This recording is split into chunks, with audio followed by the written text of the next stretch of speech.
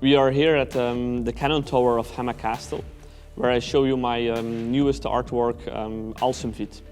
It's a huge installation, and as an audience you will be able to see the installation 6 meters deep at the bottom of the tower.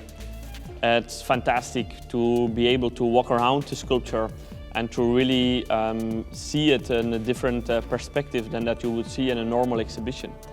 It's a skeleton that is almost buried in the bottom of the tower.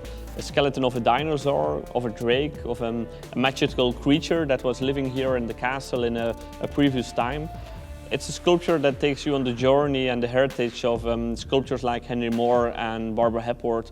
But at the same time, I was searching also to a new sort of sculptural language that I have fascinated by looking to the Alien movie from Giger, and even looking to the flesh paintings of Francis Bacon, and trying to put all this kind of new insights into this sculptural poetry.